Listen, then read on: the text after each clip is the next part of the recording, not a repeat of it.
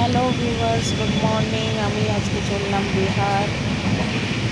বিহার যাচ্ছি। এটা একটা স্যান্ডউইচ কম্পাউন্ড, সেখানে একটু ফটোশ্যুট বাগেরা করে নিচ্ছি। আইসক্রিম পার্লারে গিয়ে আইসক্রিম খেলাম এই বিহারেই। এবারে দেখাচ্ছি গঙ্গাতে এটা ব্রিজ খুব দারুণ, সুন্দর সুন্দর মন্দির আছে পুরনো পুরনো, সেগুলো দেখছি। এটা একটা কুপ্পাঘাট বলে একটা অনেক বড় আশ্রম হচ্ছে। এখানে অনেক ঋষিমুনিরাও থাকে, তাছাড়া বাইরের থেকেও অনেক লোক এসে নিয়ে এখানে একটা থাকবার জায়গা আছে, সেখানে থাকতে পারে, ওদের কিছু ফর্মালিটি পুরো করে। আর এটা আমার দিদু হলো, আর দিদু এখন থকে গেছে, রোদটা তো খুব বেশি, তাই থকে গেছে।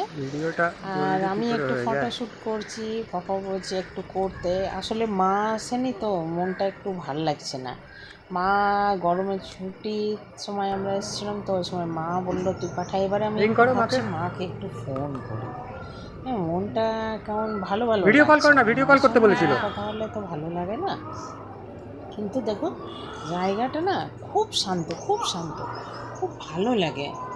এত শান্ত জায়গাতে কি সুন্দর সবুজ সবুজ গাছপালা। এর ভেতরে জানেন পার্ক আছে।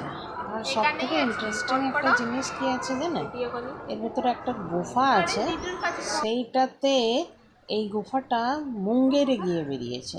হ্যাঁ, এই দেখুন পার্কে চলে এসেছি। পার্কটা দারুণ না?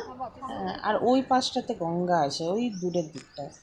আর এটা পুল বানিয়েছে এই মন্দির থেকে ওই মন্দির যাওয়ার জন্য।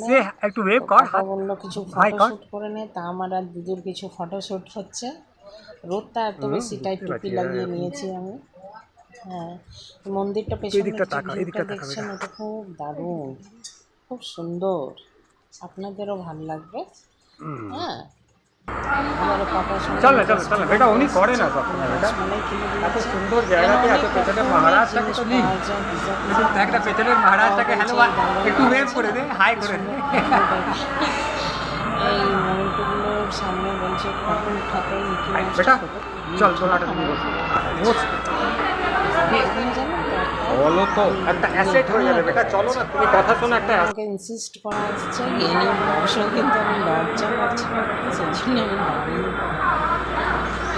আর বসলাম। দেখুন কত লোক যাও বসে। গাছপালা পিজাও পাওয়া যায়, কারণ রেস্টুরেন্টটা ভালো লেগেছে।